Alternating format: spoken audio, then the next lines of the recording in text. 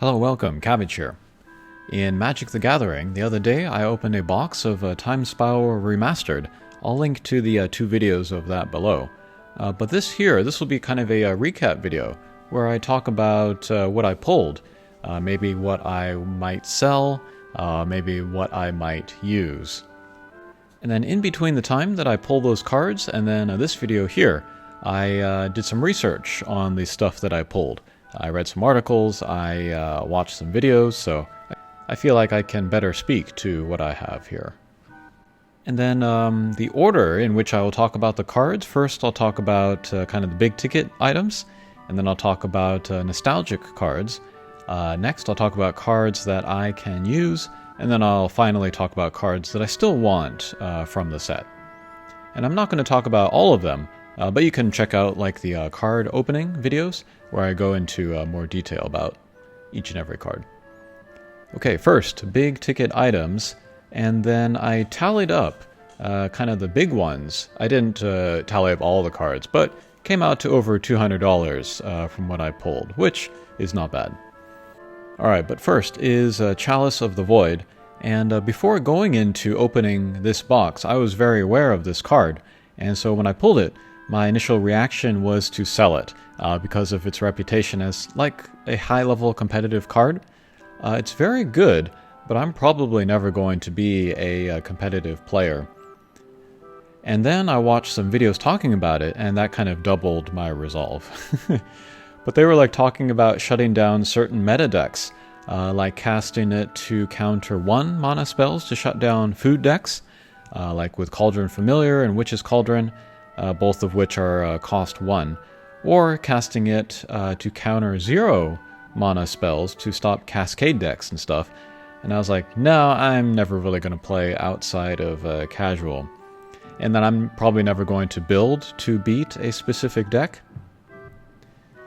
But then like this card is attractive because it's kind of like future-proof or evergreen, because cards are always going to have casting costs, and then no matter what the meta becomes, you'll be able to cast this to like match whatever that meta is. So yeah, it is a very versatile card, but it doesn't match my playstyle, so I am very tempted to sell this. I think it's like $60 on English Magic the Gathering sites, but it just looks so cool. I do kind of want to hang on to it.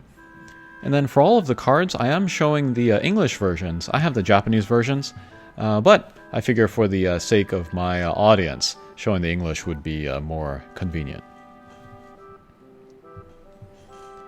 Okay, next is Gemstone Caverns. This is maybe also in the top 2 of like the most desirable, most expensive cards that I pulled. But I am more willing to keep this one. This is also good for competitive scenes, especially Commander, it would seem.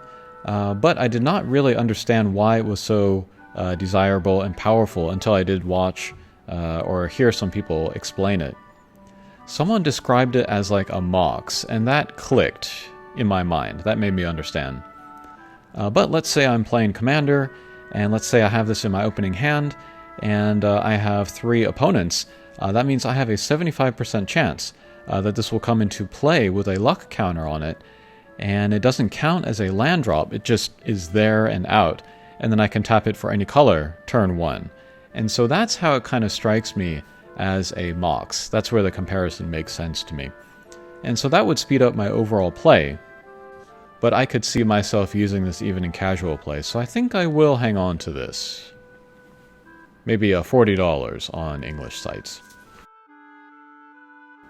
Alright, next is Silence. This is another card good for the top levels of competitive play. I watched some videos on it, and then someone described it as both usable on both offense and defense, and then that clicked in my mind. But it says your opponents can't cast spells this turn. If like I was ready to go off and I wanted to protect myself from like counter spells or other interaction, I could use this to protect like my winning turn. It wouldn't protect me from like abilities on creatures or artifacts or like channel cards, but still it would prevent stuff being cast from hand. Or I could use it defensively, where I suspect like someone else is going to go off on that turn. I can shut them down and then buy me and then the other players another turn. And I personally would feel more comfortable using this than Chalice of the Void, but white still isn't a color that I have interest in using in paper, so I might want to sell this after all. Somebody else could get better use out of this, I think, than I could. And then speaking of white cards good for competitive environments, this is my only foil retro card, the Containment Priest. This can counter instant speed creatures that are like cheated into play.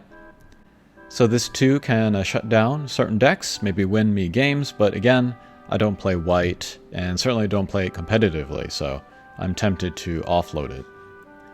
But since it's my only retro foil, I am tempted to keep it for that reason.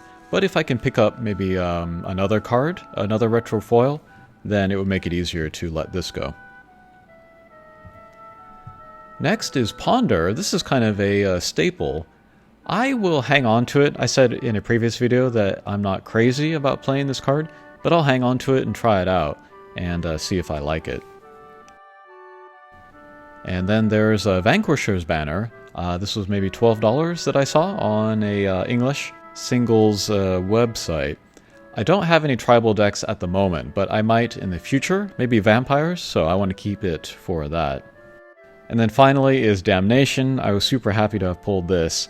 After the opening, I went back and I looked at the set list, and of all of the mythic rare cards, this was easily the one that I wanted most, so this is a very lucky pull. I saw it for about $18 on English sites, but for Japanese sellers, it's going for like $40, so I guess I really saved a chunk of change there. But I see like some popular cards are their prices inflated in Japan, like Goldspan Dragon is listed at $20 by American or English sellers. It sells for more than that here. Okay, next let's talk about the nostalgic cards. First are the color-shifted ones from Planar Chaos. I was really happy to get these. And then some of them, like Brute Force, I might actually use. And then there are like these slow cards, these suspend cards, which reference kind of alpha or beta cards. And I'm happy to have these for nostalgia purposes, since I will probably never own the originals. I feel like if you play them just as printed, they are too slow, especially in Commander. I know that there are ways to like cheat them out immediately, but I don't know if I would go that direction. But there's been a lot of talk about proxies lately, or like stand-in cards. Maybe I could use these as proxies for the original, and that would be cool. I'd be particularly interested in using Wheel of Fate as a proxy for Wheel of Fortune. Okay, and then finally, let's pick up a few cards that I might be interested to use. First is Arcades, the Strategist. From what I hear, he's a lot of fun to play, and then what he does is that he takes walls and then makes them able to attack. But if I do build a paper deck around him, it will be far in the future since I'm working on some others.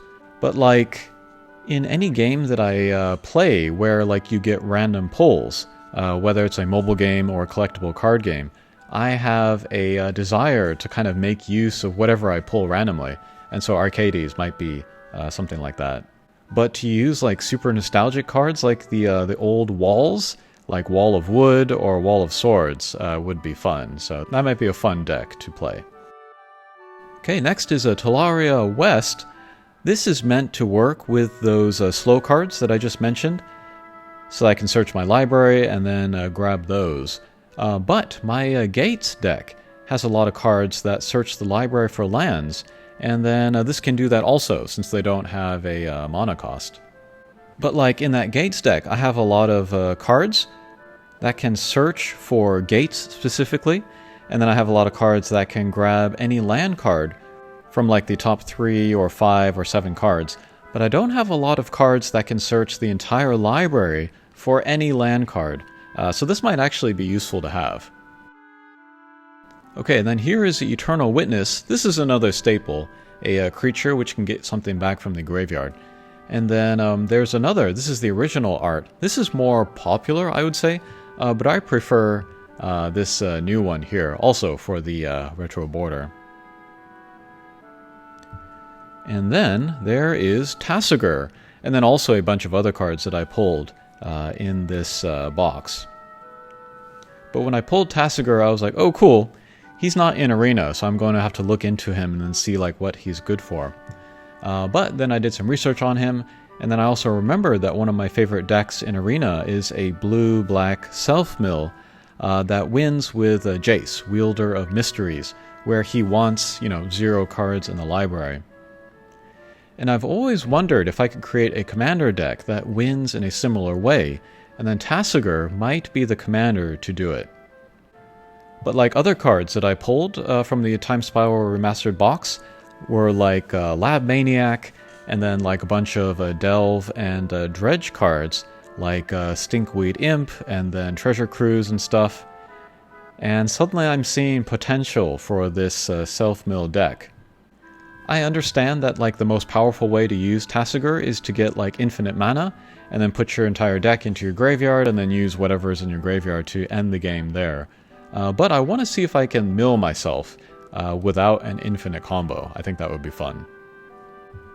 And then there is another artwork for Tasigur, but this one creeps me out, so I prefer the one where he's kind of more in shadow. Alright, and then as for cards that I still want from the set, I want more of the old border cards, maybe a foil of 1 or 2 of those, and then of course Yawgmoth. I am looking for Yawgmoth still. But actually I was looking at my mono-black Aristocrats deck, which I've been slowly putting cards together for, and I could use Villas, which I pulled randomly from a pack. He's another mono-black commander, which has some like card draw stuff on him, so until I get Yawgmoth I could actually use Villas. Okay, so that was me opening the Time Spiral Remastered box. Looking back, I think I got really good pulls. Alright, that'll do it for this video. Thanks for watching, and we'll see you again. Take care.